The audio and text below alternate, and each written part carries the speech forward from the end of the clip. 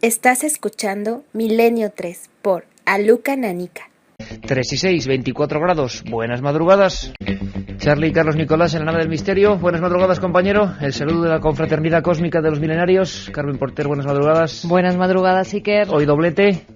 Hoy doblete, hoy feria del libro. Bueno, estamos que lo tiramos, Iker. Van a acabar hartos de nosotros, Sí, ¿eh? es muy probable que acabéis absolutamente hartos del equipo de Milenio 3, pero aquí estamos. La nave ya se eleva poco a poco, cada vez más. 7640 palabra milenio, ¿por qué? Porque estamos en Feria del Libro y vamos a hacer un sorteo muy especial. Por un lado, Camposanto, 2 libros, y por otro, otros 2.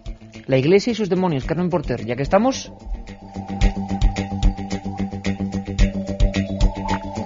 Tenemos noticias, tenemos leyendas, tenemos dramatización porque lo habéis pedido en el programa que hemos hecho de 10 a 11. Vamos a recuperar una mítica y que tiene que estar, porque hemos visto que mucha gente por rumores habla de esa historia. Tenemos...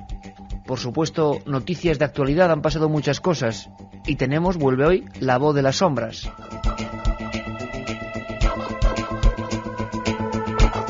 Pero sobre todo, y hay que decirlo siempre, tenemos vuestro cariño. 2.600 almas en Miranda de Ebro, programa inolvidable para todos nosotros. Y hoy, pues bueno, espectacular vuestra acogida en la Feria del Libro, con colas de más de hora y media. Y con todo el sol en la cabeza, y eso merece que estemos aquí las veces que haga falta, y el esfuerzo que podamos daros pues será entregado con toda la lealtad de siempre. Sin más preámbulos, vamos a entrar en materia, ¿os parece? 3 y 8, Milenio 3, la nave ya ha arrancado. La otra realidad, Milenio 3, en la cadena SER.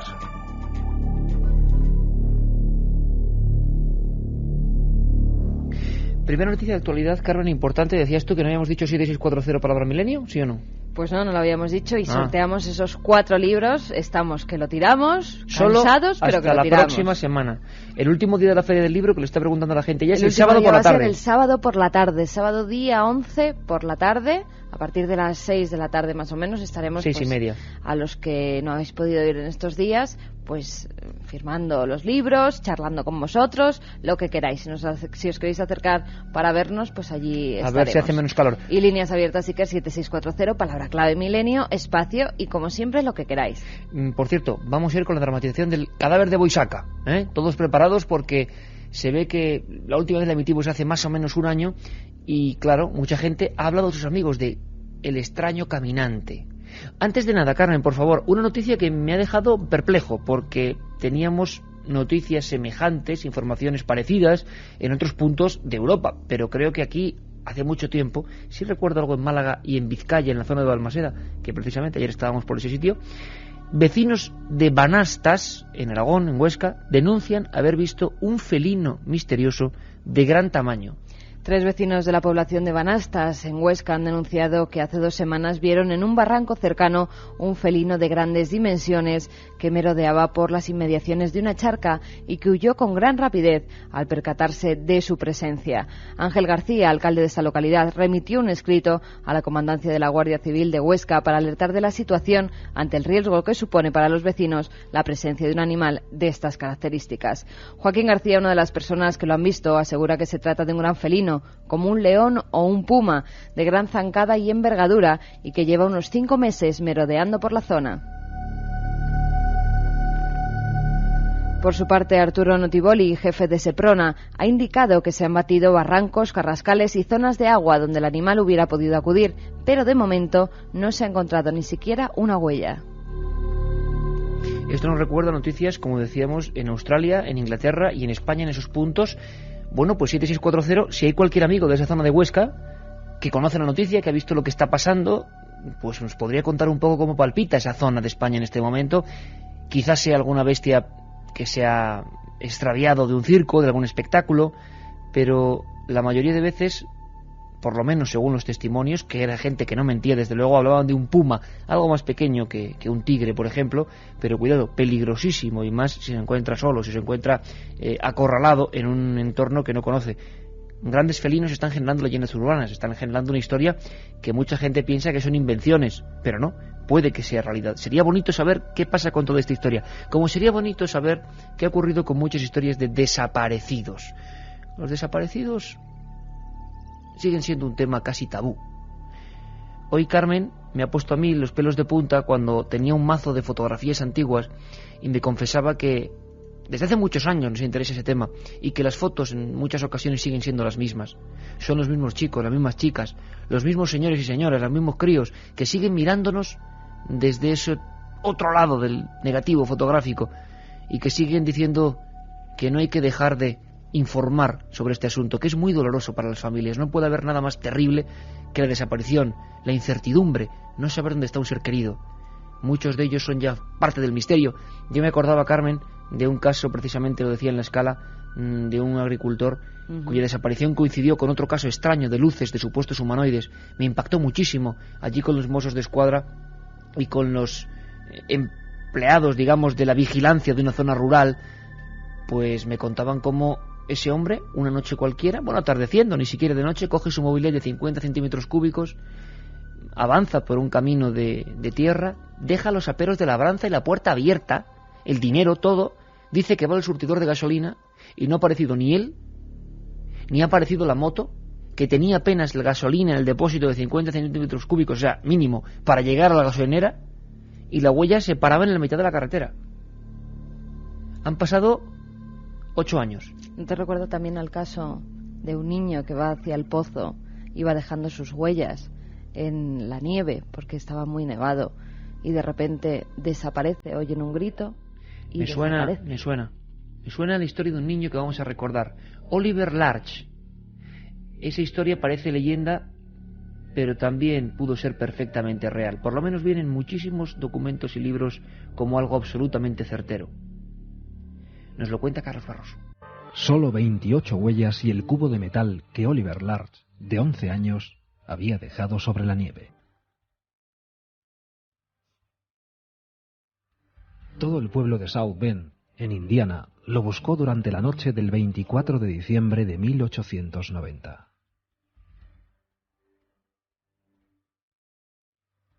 Había salido a buscar agua al pozo próximo a su casa.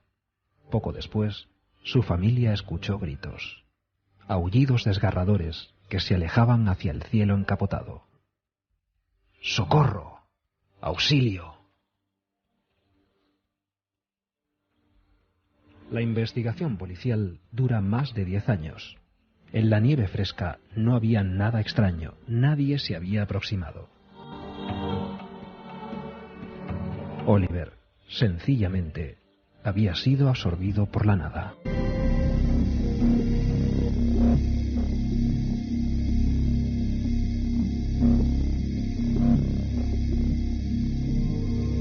¿Qué le pasó a Oliver Larch? Muchos dicen que es el primer caso de desaparición increíble, imposible. Esas 28 huellas, el cubo y el espanto de los familiares al salir, que estaban reunidos por la cena de Nochebuena, y esos gritos, que me llevan.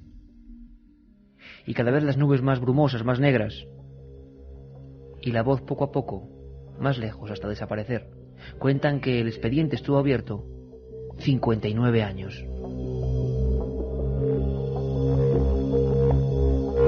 A veces nuestros técnicos generan músicas que vienen que ni pintadas. Os presentamos hoy este nuevo fondo, que será habitual. Se llama, fíjate, curioso, Amnesia. Su autor, Carlos Nicolás. Y es que Amnesia parece que es lo que tiene el protagonista de la historia que en el especial de hoy de 10 a 11 bordea todo el misterio de ese pianista que tiene a todo el mundo intrigadísimo. Amnesia es lo que tienen muchos aparecidos. Cuentan el caso de Rudolf Fenz, aunque hay mucho que discutir en todo eso. Parece que puede ser un cúmulo de invenciones, pero fue una historia que en 1950, en el mes de agosto, generó miedo y terror. ¿Os imagináis la Quinta Avenida? ¿Os imagináis que de repente cuando vais a acelerar en un paso de cebra hay un individuo que casi se echa encima del coche? ¿Os imagináis que ese individuo de repente está vestido como en invierno, que lleva levita negra, zapatos brillantes, sombrero de copa? ¿Os imagináis que cuando la policía ve el cuerpo inerte, muerto, encuentra unas tarjetas demasiado antiguas y dinero ya fuera de la circulación. ¿Quién es ese espantajo? Ponía Rudolf Enz. Al parecer era un hombre que había desaparecido en su propio jardín, sin más. Hacía 80 años. ¿Verdad, leyenda? Algún día hablaremos de ello. Aparecidos, pero en España también tenemos casos. Y Carmen, ¿qué dicen los oyentes?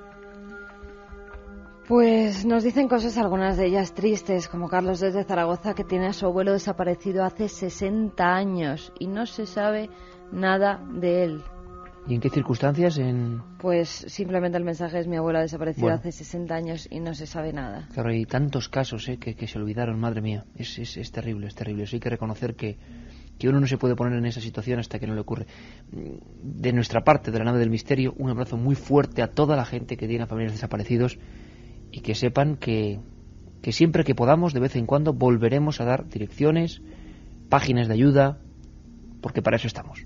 ¿No creéis que hay gente que desaparece por gusto y no quieren ser encontrados? ¿Cómo desaparece la gente sin más? ¿Se esfuman en el aire? A veces esfuman, pero ahora como vamos a disfrutar o vamos a sobrecogernos, aparecen repentinamente. Yo no sé, los límites del conocimiento cada día nos demuestran que lo que sabíamos hace unos años no vale para nada dentro de otros. Eso de viajar en el tiempo puede que un día se logre. ¿Quién sabe si se ha logrado ya? ¿Quién sabe si hay momentos en los que penetramos en una especie de archivo paralelo?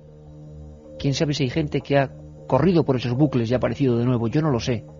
Seguramente muchos científicos ortodoxos se reirán como cuando ocurre o se dice cualquier novedad. Lo hemos visto hace poco. Hay mucha gente que en vez de aceptar que puede haber cosas nuevas, niega. Yo simplemente soy un ignorante. Pero me imagino, por ejemplo, a nuestros bisabuelos pensando en esa pantalla que tiene la Carmen, pensando en el teléfono, en la radio, en las ondas. Pura magia. ¿Qué no será magia dentro de un siglo?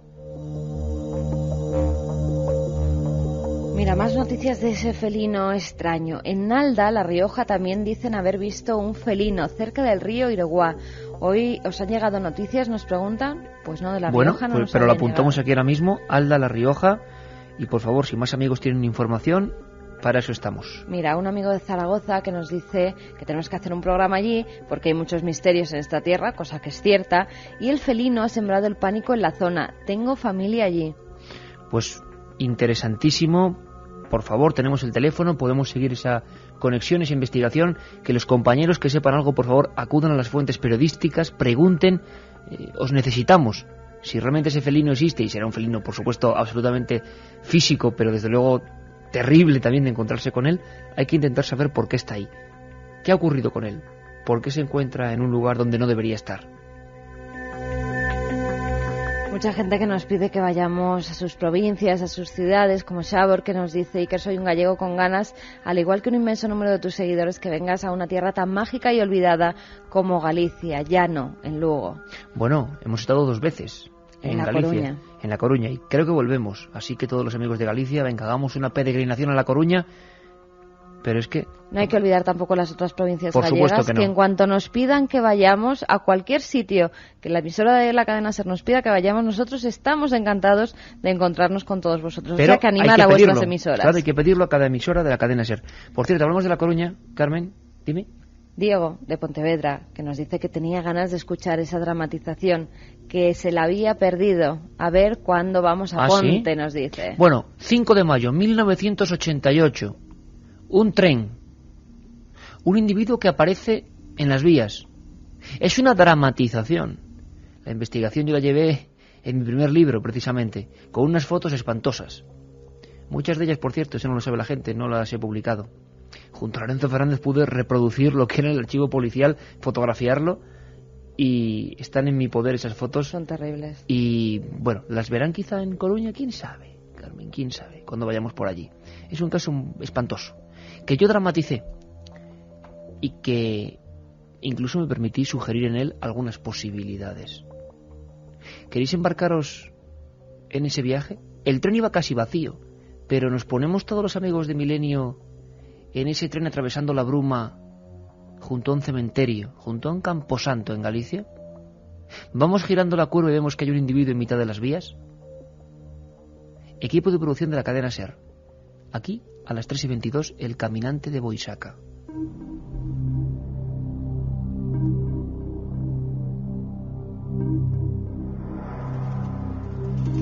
Había comenzado el mes de mayo y la noche era muy fría. El tren Rías Baixas avanzaba a gran velocidad rompiendo la oscuridad. El convoy regresaba vacío de viajeros y solo el maquinista José Galán miraba los raíles a través del ventanal delantero. Oye, allí se mueve algo. Castro, ven aquí. Ya voy. ¿Qué ocurre, hombre? Allí, bajo el puente de Paredes. ¿No lo ves? Parece alguien haciendo señas. A ver. Pero eso solo puede ser un loco. Reduce que le doy al avisar. Además de la bocina, el potente faro de la cabina iluminó la gran recta que llegaba hasta el arco de piedra. Efectivamente, allí, muy al fondo, parecía distinguirse la sombra de un joven que aguardaba en mitad de las vías y que tenía los brazos en cruz. Un individuo que no se movía ni un centímetro. José, frena, que nos llevamos a ese desgraciado por delante. ¡Frena!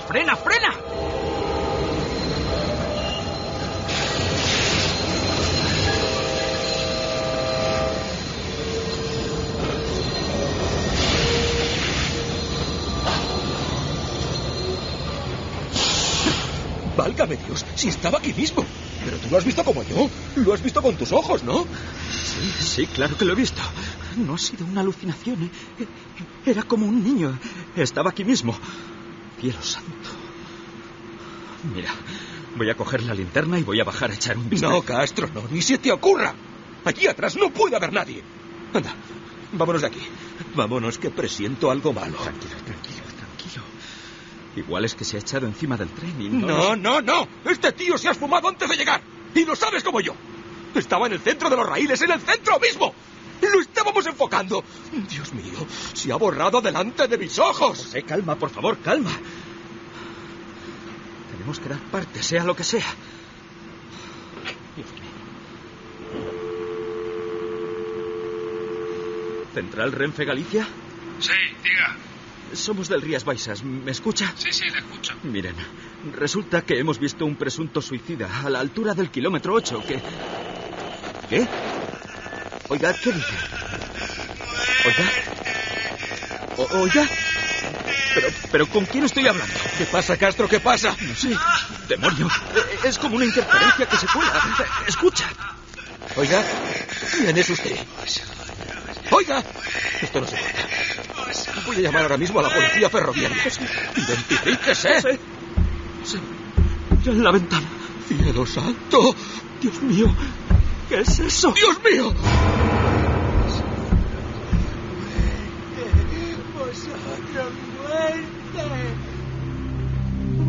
Galán y Castro no volvieron a verse jamás después de aquel acontecimiento. Ambos fueron internados en instituciones psiquiátricas y no regresaron nunca al lugar. Afirmaron, presos de un gran pánico, como una cara, un rostro horrible y deforme de un joven, se estaba encaramando a la ventana del tren, riendo, mostrando unas hileras de dientes afilados y deformes. El pelo aparecía aplastado y revuelto en remolinos por la sangre que salía del cráneo. Las orejas eran completamente planas y sin circunvoluciones interiores. Nadie sabe qué les dijo aquel individuo a los dos ferroviarios, ni qué pasó en esos minutos. Todo se guardó bajo el secreto sumarial.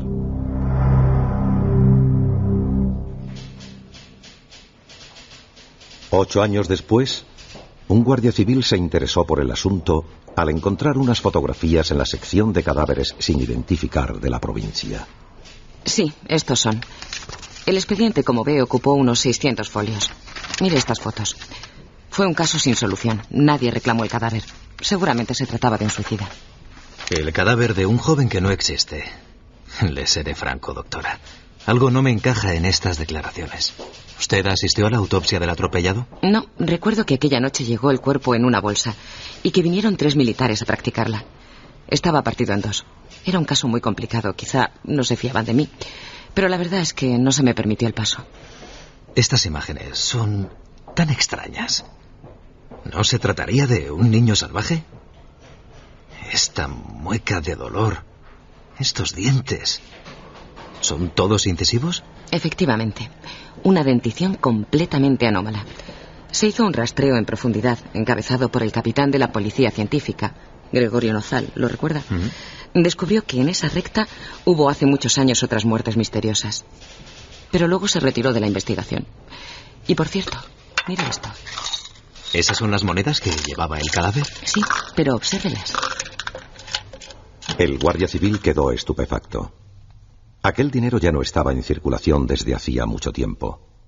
Eran piezas de los años 40 y habían aparecido en los bolsillos dentro del pantalón roído de un suicida, que además llevaba puestas unas zapatillas antiguas y una ropa que no parecía propia de esta época. Hay cosas que se me escapan. Ellos aseguraron haber visto aquella cara subiendo por la ventanilla. La describieron como algo vaporoso, inmaterial. Incluso aquí pone que hablaron con él. Pero, ¿por qué la transcripción de esa conversación falta en el informe? Bueno, con el paso del tiempo se han podido extraviar. Doctora, por el amor de Dios, ¿cómo es posible que le vieran si le acababan de pasar por encima con el tren? ¿Cómo iban a hablar con un muerto? Mire, le voy a ser sincera. A mí me dieron orden de guardar estos informes. La prensa quiso saber en su día dónde se enterró el cuerpo, que fue de los maquinistas, y me dejaron muy claro que no dijese nada a nadie.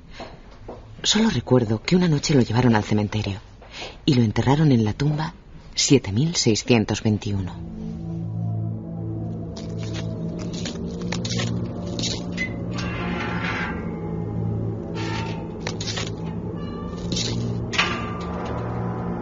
El cementerio de Boisaca es un lugar desapacible. La tumba 7621 no tiene nombre. Nunca ha habido allí una flor, y ni siquiera asoma una mísera cruz de palo. Es tan solo un rectángulo de tierra junto al muro exterior. Cuentan que, movido por una fuerza sobrenatural, el guardia civil sintió aquella madrugada la necesidad de acercarse y dejar una grabadora durante toda la noche. Hoy este miembro de las fuerzas de seguridad también guarda silencio. Hace tiempo que fue destinado a una provincia del sur. Al parecer, aquella cinta había registrado algo. Un sonido que, como todo en esta historia, debía permanecer en el más profundo de los secretos.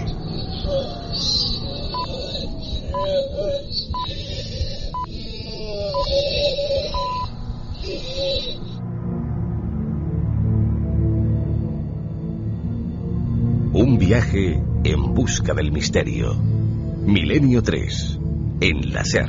Bueno, los pelos de punta en el 7640, palabra clave Milenio. Ya sabéis que sorteamos esos 2 libros, 2 de la Iglesia y sus demonios y 2 de Camposanto, y que si os queréis acercar el sábado a que los firmemos a quien les toque, pues allí os los firmaremos.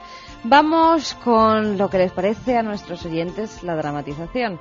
Estoy sentado y acabo de crecer 2 centímetros. Vaya con la dramatización, nos dice Iván desde Asturias. Foncu, espeluznante caso, no deja de asombrarme. ¿Puede ser un desaparecido en espacio-tiempo? Un fuerte abrazo. Estoy solo currando y con Sergio de Benicarló, nos dice. Hola, milenarios. No vuelvo a salir sola. ¿Os acordáis de la desaparecida Gloria Martínez Ruiz? Nos decía María desde Alicante. Claro, hay muchos amigos que no han escuchado el programa porque ha sido casi un programa sorpresa. Iremos intentando, no hemos tenido tiempo ni siquiera de anunciarlo. Hemos tenido un especial hoy a las 10 de la noche. Y mucha gente pregunta por el niño pintor, por ejemplo. Sí, de Málaga. Hemos hablado del niño pintor, de las últimas investigaciones. Hemos escuchado al hermano del niño pintor lanzando un agónico mensaje. También sobre el niño de Somosierra llegan muchas preguntas. Si hay cualquier problema sobre ese programa, pues bueno, en la página web ikerjiménez.com, Guillermo León, nuestro webmaster y amigo, pues enseguida lo tendrá ahí puesto. Y anunciaremos con tiempo los próximos especiales, Iker. Claro que sí. En la vigilancia de carreteras se pasa auténtico miedo escuchando nuestro programa. Hablando de carreteras, que hay mucha gente con oficios maravillosos vigilando la seguridad en las carreteras, en las autopistas. Bueno, pues un abrazo para Ernesto, por lo que él ya sabe, muy cerquita de Vitoria, nuestro querido amigo Ernesto. Un abrazo, amigo. Trabajo en una gasolinera en medio del campo y qué miedo todas las noches que os escucho, nos dice Antonio desde Cádiz.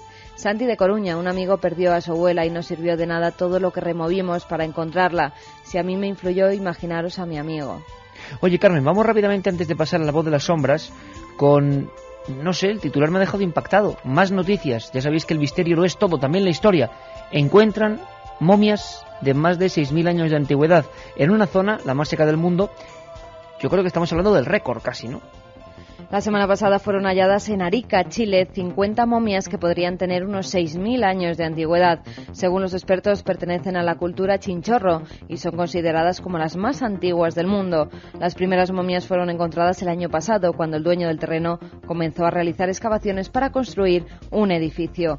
Carlogero Santoro, el arqueólogo encargado de la excavación, ha asegurado que las momias están en fase de conservación en los laboratorios de la Universidad de Tarapacá y afirmó que los cuerpos podrían tener entre 7 y 8.000 años las más antiguas y unos 4.000 las demás. Santoro también declaró que las momias de Egipto son 2.000 años más recientes que las de Chinchorro, por lo que es la evidencia de momificación artificial más antigua del mundo. Fíjate que da la impresión de que Egipto y Chile, esa zona maravillosa, sequísima, eso es cierto, del desierto de Arica, donde hay además muchos secretos, muchos misterios, otras pistas de Nazca están allí, distintas, auténticas, se disputan, como digo, la antigüedad, y parece que de momento Chile gana esta apuesta. Vamos a cambiar el tercio, Carlos, vamos a meternos en la fiebre particular de nuestro compañero Javier Rodríguez.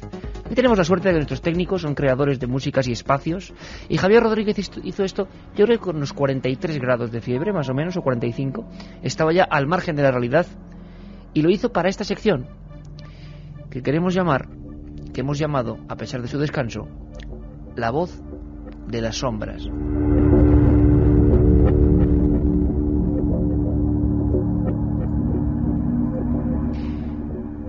El 12 de junio de 1906, José Rivas Castillo, un agricultor de la Sierra de Alcalá en Albacete, creyó que el espectro de la misma muerte había ido a darle caza.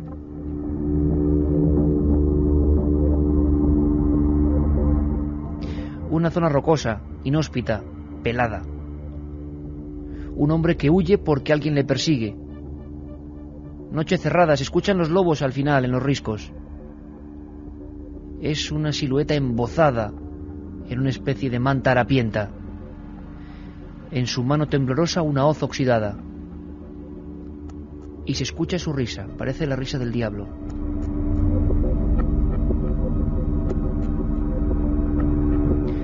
Fue casi lo último que pudo ver.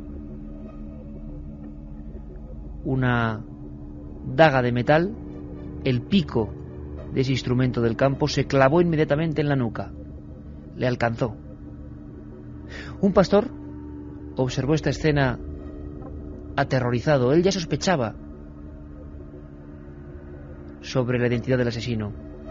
Un pastor se quedó como una estatua de sal. Ni un dedo pudo mover. Delante de él se acaba de producir un crimen. Uno más en aquella zona. Uno más en aquel tiempo. El embozado comenzaba a ser un problema de orden público. ¿Y os imagináis el momento en el que ese pastor, rígido, quiere huir pero no puede, cuando ve que la figura de la hoz se dirige hacia él? Cuando gira sus talones como si fuera un robot y empieza a subir la cuesta sonriendo. Cuando llegó hasta él, la figura se quitó su capuchón propio de un monje y con una voz que parecía la del mismo Satanás le dijo: «Ya sabes quién soy». El hombre ni respondió, solo temblaba. Acto seguido, aquella muerte encarnada en alguien se marchó diciendo: «Pues aquí no ha pasado nada». Historias como esta se contaron durante años en la Sierra de Alcaraz. El culpable, un hombre que no era un espectro, Francisco Ríos González. La historia de la criminología lo bautizó como el Pernales. Tengo en mi mesa ahora mismo una fotografía espantosa. 2 hombres desvencijados, desarticulados los huesos a causa del tiroteo, las bocas abiertas, los ojos blancos, apoyados de espaldas contra un muro de adobe. Están completamente reventados. Fue su última reyerta, su última leyenda. Uno era el niño del Araal o niño de la muerte. El otro, el Pernales. Por fin le habían dado caza. Antes de eso, Francisco Ríos González, que tenía 28 años el día de su captura en agosto de 1907, se había convertido en alguien legendario entre la vida y la muerte. Se hablaba de ese jinete embozado, bajo, extraordinariamente bajo, 1,50 metros de estatura, pero corpulento, robusto, caminando con un cuchillo en una mano, dispuesto a matar a quien fuera, poseído por una furia infernal. No existía la ciencia forense. Cuando 50, 60 años después los estudiosos de la mente humana se daban cuenta de la psiquiatría de este personaje, no dudaron un ápice en decir que era uno de los sádicos, de los asesinos más crueles de toda nuestra historia. Cuentan que a su propia hija, el Pernales, le callaba los llantos de una manera significativa. A la pobre niña Josefa, de 2 años, cuando no dejaba de balbucear, le daba la siguiente receta. La cogía de los pies, cogía un duro de plata, lo calentaba al fuego y marcaba la efigie en la espalda de la niña. Ese era el Pernales. Cuentan que fue un muchacho más o menos normal hasta que a su propio padre en el campo, un guardia civil, eso dice la leyenda, lo mató de un culatazo en la cara. A partir de ahí algo se removió en su cerebro, algo cambió, se convirtió en un diablo. Un diablo que empezó a matar, a pedir dinero. Se acercaba muchas veces con ese traje encapuchado. Simplemente se quedaba debajo, en la puerta del cortijo, esperando, sabiendo que el dueño, en un momento u otro, tendría que abrir la ventana y allí bajo la luna ver la figura de esa especie de santa compañía viva. No hacía falta ni mediar palabra. La hoz en una mano, el cuchillo en la otra, decían lo suficiente. A veces, unos minutos después, temblando, alguien dejaba 500, 1000 pesetas y el Pernales se iba con su caballo que se llamaba Relámpago. Lo cierto y verdad es que pocos saben cuántos crímenes, cuántas personas acabaron degolladas. Cuentan que en Ronda, en la taberna del Macareno, el cocinero quiso acabar con el Pernales porque ya se había puesto alto precio a su vida. El gobernador civil Cano y Cueto de Córdoba tenía órdenes ya de la gobernación, porque el terror a ese encapuchado, a ese hombre bajo, arisco, de ojos azules, cejas arqueadas como un triángulo, dientes desordenados, se había convertido en el auténtico dueño. Aquel era su imperio del terror. No dudaba en destripar a la gente, en dejarla tirada por los caminos, en marcarlas con una letra de vez en cuando, según cuenta la leyenda. Acudía a los cortijos y no solo mataba a los dueños, sino que violaba a las mujeres. El Pernales se había convertido en un criminal sin ningún tipo de límite. Campaba a sus anchas. Y muchas veces decían que podía desdoblarse convertido en un fantasma. La leyenda, el mito empezó a rodearle. Cuentan que él se creía inmortal. Cuentan que alguien quiso envenenarle a aquel tabernero. Aquel hombre se quiso presentar como un valiente y le dio arsénico en el arroz. Una paella demasiado indigesta. Dicen que el Pernales pudo huir cuando este hombre, el tabernero, había avisado a la Guardia Civil para por fin atraparle y acabar con aquel terror. Pudo huir y llegar a un barranco. Allí tuvo alucinaciones, visiones. Su hígado al final pudo drenar todo aquel tóxico y juró venganza. Fue una de sus últimas muertes. Ató a aquel tabernero a un árbol, se encapuchó, le sacó los ojos y le llenó el cuerpo de cruces a base de marcas del cuchillo. le dejó sin sangre. Hasta la última gota regó la raíz de aquel olivo. Nadie sabe cuánto pudo durar el imperio del terror del Pernales, oficialmente hasta el 31 de agosto de 1907, cuando la Guardia Civil lo acordona en una especie de comida que estaba celebrando con alguno de sus compinches. Decenas de tiros entraron en su cuerpo, y entonces surgió esta foto que tengo aquí. Fue en la Sierra de Alcaraz, en Villaverde de Guadalimar. Allí en ese punto está su tumba. Y qué curioso, asesino despiadado, quizá decenas de muertos, violador, sádico. Y cuentan que ninguna noche, a día de hoy, faltan flores en su sepulcro. Por cierto, hay quien dice que a determinadas horas es mejor no vagar por los caminos de la solitaria Sierra de Alcaraz. Quién sabe si, no en caballo, sino quizá en coche, podamos encontrarnos con una figura que, con jinete o sin él, cruza el camino. Una figura que puede confundirse con una especie de forma de nubarrón y que, si nos acercamos, tiene cara y ojos azules y avanza hacia nosotros. Entre la leyenda y la realidad, la historia del Pernales. Milenio 3. Periodismo de lo desconocido. En la SER. 3:47, la nave continúa a 23,3 grados, Alfa de Evangelis en el espacio. Y en las noticias, Carmen, una curiosa. Se ha creado la primera logia femenina, ahora que tan de moda está el asunto de las logias, de las sociedades secretas, en nuestro país. Las 3 logias femeninas de España, Luz Primera, Yetrizat de Montserrat y Asillá de Canigó, se han unido para crear la Gran Logia Femenina Española, ya que hasta ahora dependían de la de Francia. Las 72 mujeres que forman parte de estas 3 logias consideran que la masonería femenina española ya tiene entidad y madurez suficiente para independizarse de la de nuestro país vecino. La gran maestra española Paquita Valenzuela ha declarado que el depender de la francesa fue a consecuencia de la persecución que sufrió la masonería durante el franquismo.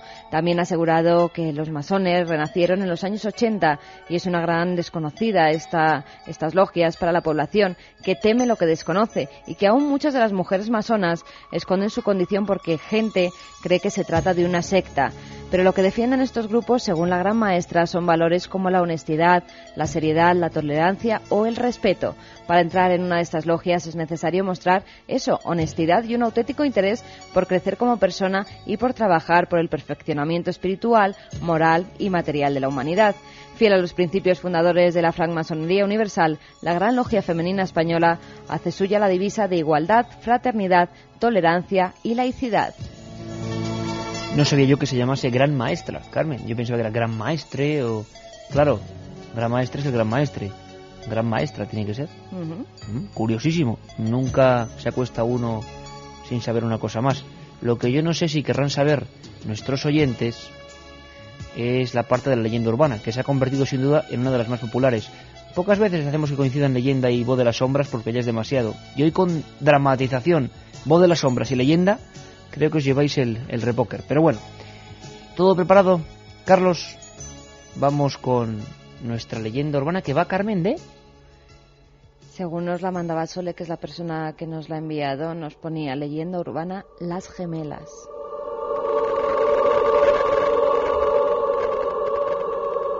Nos decía: os mando esta historia que me contaba mi abuela y que había pasado en un pueblo al lado del suyo cuando ella era joven.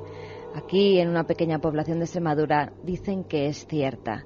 Un matrimonio de agricultores de un pequeño pueblo extremeño, hace ya unos 50 años, tuvo 2 hijas. Llevaban buscándola muchos años, pero la mujer tenía problemas para quedarse embarazada. Por eso, cuando lo consiguió, toda la familia recibió la noticia con gran alegría. A mitad del embarazo, una noche en que el marido se había ido unos días a comprar grano a otra localidad, Gloria, la mujer, recibió un fuerte susto. A altas horas de la noche llamaron a su puerta. Ella, asustada, se levantó para ver quién era y, al reconocer a una anciana del pueblo, le abrió la puerta por si necesitaba algo. La invitó a pasar a su casa, porque la vio muy blanca y con cara asustadiza. Gloria decidió preparar un poco de leche caliente mientras intentaba tranquilizar a la señora y averiguar qué le había ocurrido, pero ésta parecía haber perdido el habla.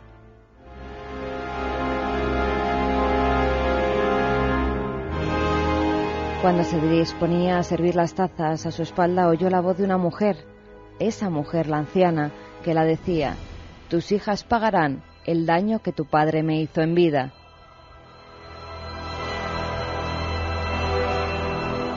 Se volvió para preguntarla por qué había dicho aquello, pero un grito ahogado se quedó en su garganta. Allí ya no había nadie. Inmediatamente 2 golpes muy fuertes en la tripa la hacían perder el conocimiento. El ruido de las campanas de la iglesia la sacaron de ese sopor. Tocaban a muerto. Alguien del pueblo había fallecido. Creyó que la experiencia vivida la noche anterior había sido un sueño, una pesadilla, pero al salir a la compra se dio cuenta de que la realidad era muy distinta. La anciana que la había visitado en su casa la noche anterior había muerto. Cuando llegó Prudencio, su marido le contó lo sucedido y este no le dio mucha importancia. Con el embarazo su mujer se había vuelto muy sensible y asustadiza y lo achacó al miedo de haberse quedado sola una noche. Con el paso de los meses, Gloria fue olvidando ese terrible acontecimiento, y más cuando tuvo en sus manos a las gemelas que durante 9 meses había llevado en su vientre.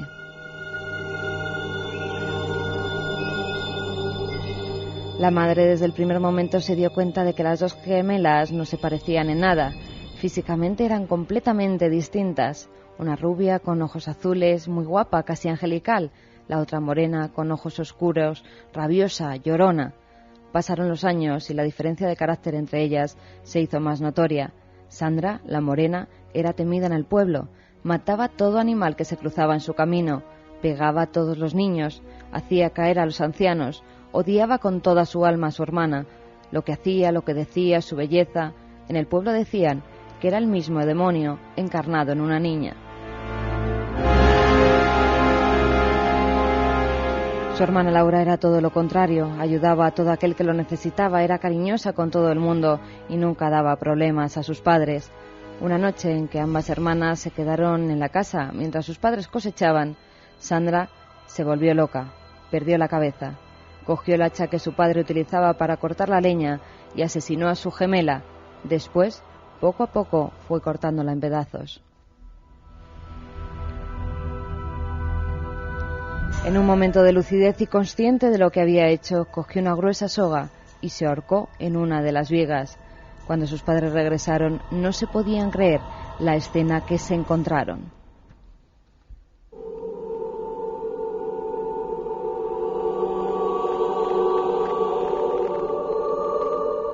Al intentar descolgar a Sandra para ver si aún le quedaba un hilo de vida, vieron que tenía agarrada entre sus manos una nota que decía: «Tus hijas han pagado el daño que tu padre me hizo en vida. Mató a mis gemelas y yo me he cobrado la deuda con las tuyas». Bueno, 3:54, hacemos otra larga cambiada, menos mal, porque hoy la verdad es que el programa, yo no sé cómo se habrá vivido en algunos lugares. Espero que nadie pasara por la Sierra de Alcaraz y sobre todo espero que nadie se encontrará algunas gemelas caminando por la carretera o alguna cosa de este tipo. Madre mía, son las leyendas urbanas. Nos las podéis mandar. Estamos abiertos a cualquier historia de esas que juegan hábilmente en el límite entre lo cierto, lo certero y lo imaginado. Nessa desde Barcelona nos dice: en muchos lugares hay historias de ancianas, brujas siniestras y con sed de venganza. ¿Por qué será? Yo también he escuchado alguna del pueblo de mi madre, en Lérida. Hola, soy Dani de Alcora. Voy a estar mirando a mi espalda una semana entera. Óscar desde Zaragoza, que nos dice: seguir así, ya no hago la ronda. Iker, estamos oyéndote un compañero y yo, y me ha dicho que Rivas Castillo era familia de su abuela y le contó la historia, y nos lo dicen José y José Vicente desde Ford. Qué curioso, muchos testigos. Además, es curioso porque el Pernales se convirtió también en una especie de leyenda y nadie quería declarar, y muy pocos fueron los que después de su muerte, ya digamos menos asfixiados por el imperio de aquel demonio, pues sí que hablaron. Uno de ellos fue ese pastor paralizado que vio cómo mataban a otra persona. qué escenas, qué tiempos, qué brutalidad. Mi apellido Pernales Valmorisco, vivo en Albacete. Vaya historieta para contar a mis nietos. En alguna ocasión, Carmen, recuerdas que hicimos un programa de los bandoleros españoles. Y como este programa por norma es desmitificador y no se casa con nadie ni con nada, hay una imagen arquetípica del tempranillo, de Luis Candelas, casi del bandolero amable. Hemos querido demostrar que no siempre ha sido así. Había bandoleros que merecen la pena en el sentido de ser, número uno, figuras, pero figuras de la criminalidad y el sadismo. Ahí no hay discusión. Uno de ellos, el Pernales. Manolo desde Málaga dice que desde que os oigo tengo prescrito un medicamento para la tensión. Además, este verano va a haber dramatizaciones, vamos a recuperar otras. Se avecina un verano caliente, en el sentido del misterio, y una próxima temporada ilusionante, amigos. Una próxima temporada con este equipo al completo, y va a ser un placer estar con todos vosotros. Andrés desde Dos Hermanas, Sevilla, nos dice: llevo mucho tiempo escuchándoos y hoy me habéis acongojado. Seguid así, abrazos. De todas formas, sigo pensando que la gente es que miran que le gusta pasarlo mal, y ya sabéis que a veces hay que pasarlo mal, no está mal, pero también a veces hay que optar por los programas más curiosos, más asequibles al conocimiento. No todos son sensaciones, pero claro, la radio es un medio tan potente para escucharlo y para vivirlo que yo también os comprendo. Ya, pero tú esas cosas las dices porque no te pasa como a Lourdes de Vitoria, que varias veces al año viaja en el tren de las Rías Bajas y nos jura que a partir de ahora no va a estar tranquila. Esto fue en la curva, no me olvidaré en la vida, porque cuando me hice la foto, hace 10 años ahora, Carmen, cómo pasa el tiempo, para aquel reportaje cubriendo por vez primera esa historia con las fotos, casi me pilla el tren por hacérmelo en aquella curva, que la foto está ahí, que no me lo invento, ahí en una esquinita, junto al puente de Paredes. Y que mucha información sobre lo que puede ser el animal de Huesca. Estudiamos medicina en Huesca. En un periódico leímos que en octubre desapareció un tigre de un circo en Zaragoza. Podía ser que se desplazara 30 kilómetros en una noche. Lo del felino en Huesca es una hembra de puma que se escapó el año pasado de un circo y aún no la han capturado, nos dicen. Qué curioso. También. Y bueno, muchas gracias. Dar muchísimas gracias a todos los oyentes que nos están diciendo que lo pasaron también en Miranda el viernes pasado, y también a Alfredo y Onecha de Ser Miranda, que esperan que guardemos un buen recuerdo. Por supuesto que sí, que para ellos fue inolvidable, igual que para nosotros. Y para nosotros. Vamos con los ganadores rápidamente, Iker. Susi dice: lo siento, pero la historia de Boisaca ha hecho que desconectar durante unos minutos la radio. Cuando lo oí por primera vez, luego me pasé una semana sin pegar ojo. Eso sí que no. Alfredo, por la zona hay miedo al felino. Tengo familia allí y a lo mejor hacen batidas en su busca. Otros mensajes nos decía que incluso llevaban helicópteros. Félix, mis hermanas son gemelas, una rubia y una morena. Os juro que esta noche no duermo. Y Ascensión, por Andalucía había muchos bandoleros. Nos vamos, abrazos.